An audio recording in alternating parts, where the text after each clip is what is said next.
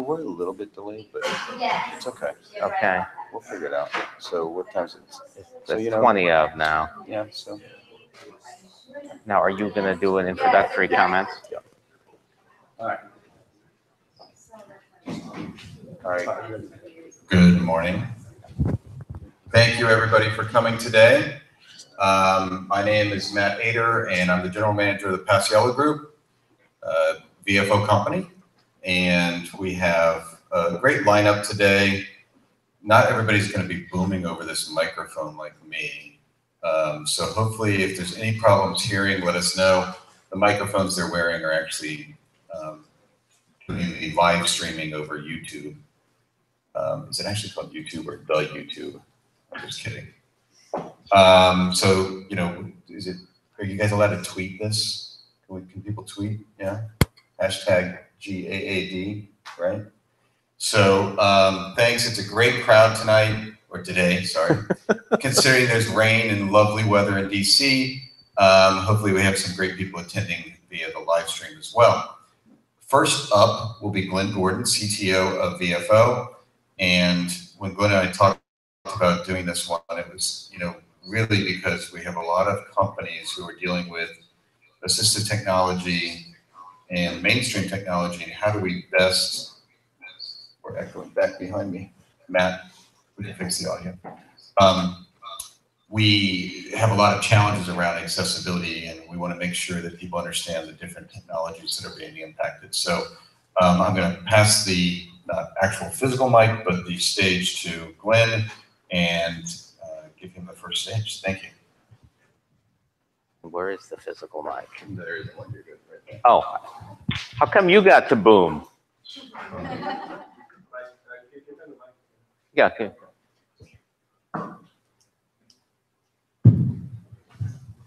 Thank you. Such power. Good morning, everyone. Delighted to be with you today. I have a fairly short message, but I think it's a pretty significant one. And it's sort of talking about things that you've probably all perceived to a lesser or greater degree, both in your personal lives and in your work lives. And that's the speed at which software is coming down the pike. I remember when we started working with organizations in the government back in the 90s, and actually up until probably several years ago, AT would roll out once every couple of years. But at the same time, operating systems were rolling out once every couple of years. Microsoft Office would update about every 3 years. The browser updated eventually, but not really fast. Jump ahead to 2017, operating systems like Windows are updating twice a year. Same for browsers, same for Office. And because our products, and I should probably clarify what products I'm referring to, and I'll just sort of group them into products from this point forth. I'm talking about JAWS, Zoom Text, and our combined JAWS Zoom Text product called Fusion. So our software products are tightly integrated with the operating system. And they're also tightly integrated with other applications because they are expected to make the operating system and these applications usable regardless of which one happens to be used at a given time. And so as updates come out regularly of both the OS and apps, we're coming out with changes every month to every 6 weeks. And those changes are, in many cases, both to fix existing issues, but also to adapt to the changes that may be coming down the pike from others. So the key is, next slide, please. You need to be running, sorry about that. So this impacts you if you are running Windows 10 and it's updating at all. In other words, if you've not installed Windows 10, if you're gradually moving through the various update cycles, that impacts you. Or if you're running Chrome or Firefox, whenever those update, you need to be conscious of whether or not your AT is updated. Now we can go to the next slide. You need to be running AT that's at least as new as the newest product that you're updating.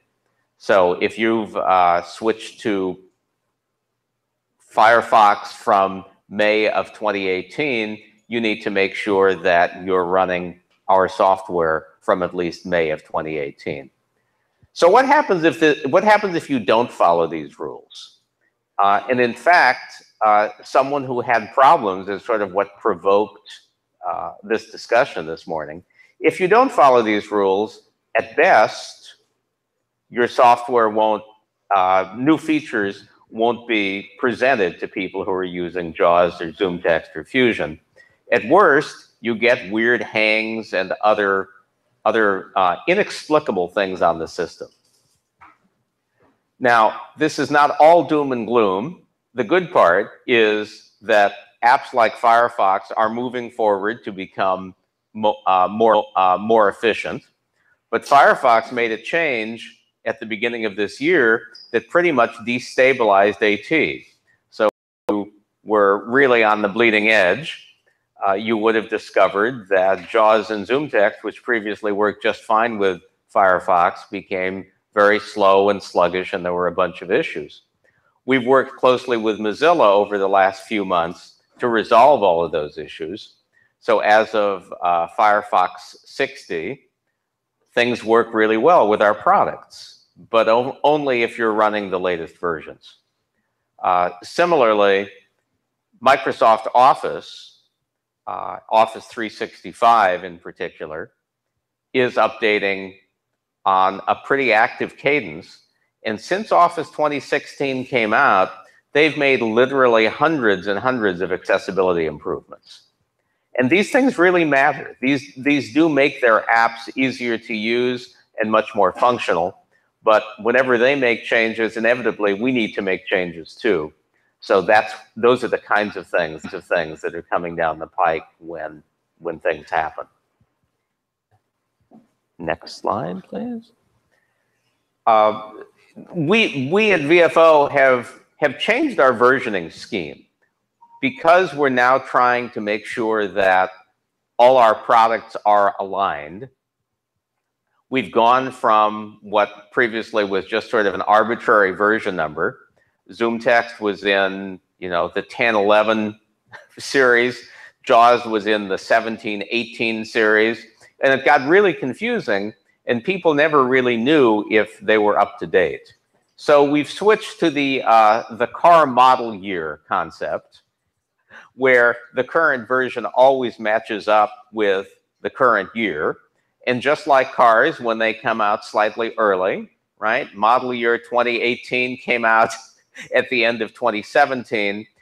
That's the goal for us. We're really trying to align all of our products to come out at about the same time in the middle of last quarter of the year.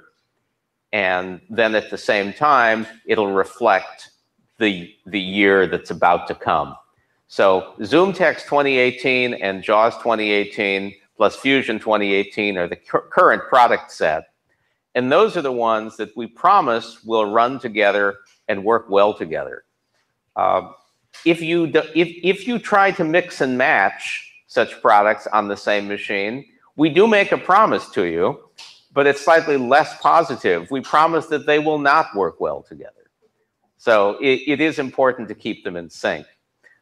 I do want to open it up in just a second to sort of discuss some of your issues and challenges that you're facing with, sort of the changing software complexion.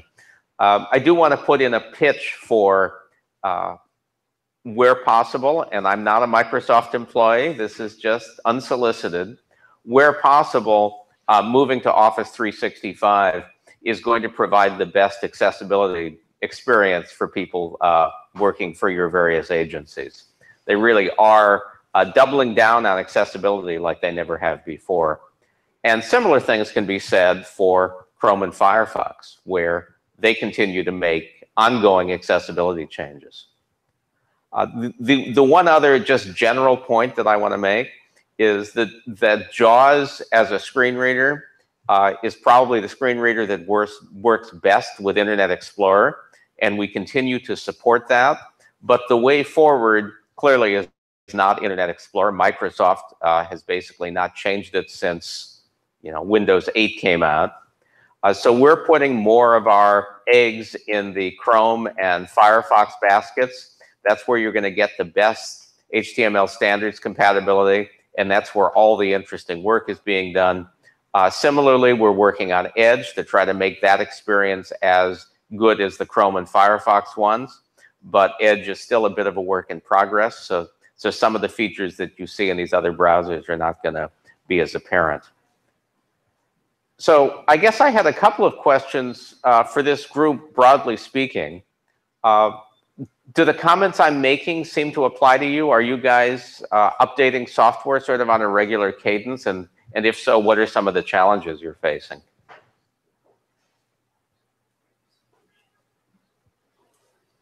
Okay, my name is Alyssa, and I'm a contractor with a government agency, and I'm a web developer, and I use you know, some products for testing and that. And one of my challenges is that I don't have control over when things are updated because of security issues. We're usually relatively up to speed on browsers and OS, but not so much with actual software and so on.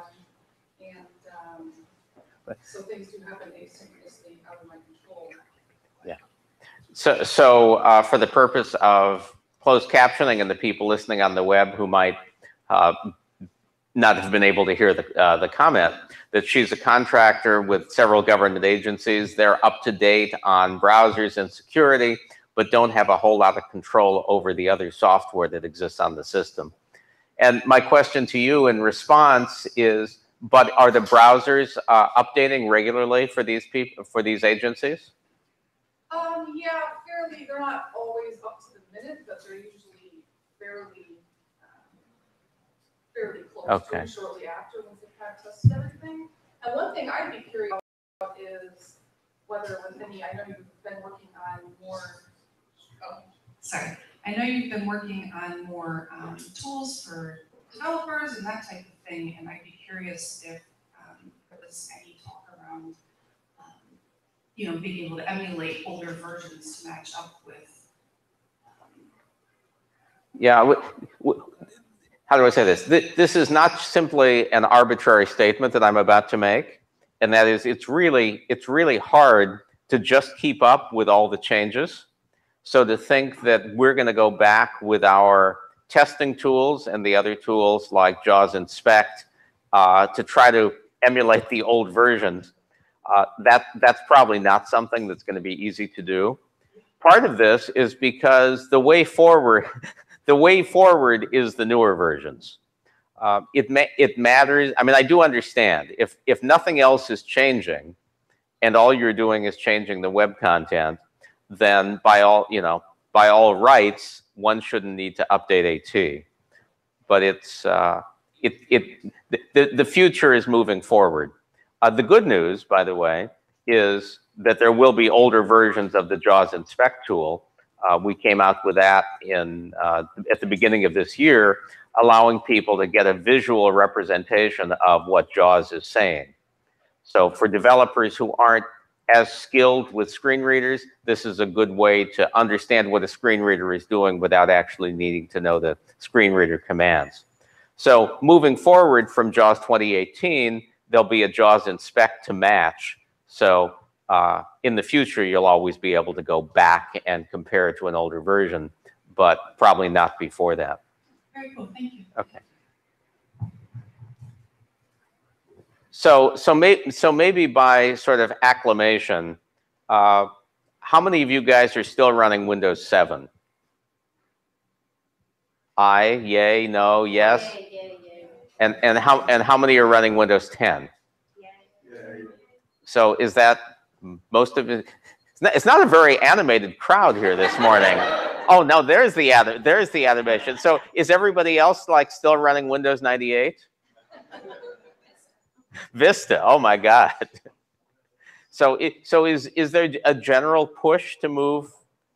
I guess what I'm trying to get a sense for is, if you look at the consumer space, everybody is moving really fast.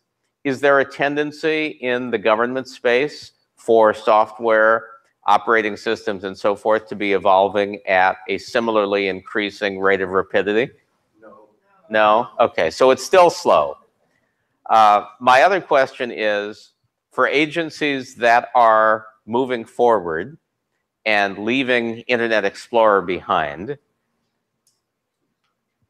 by acclamation, how many people are thinking about and pursuing moving towards Microsoft Edge?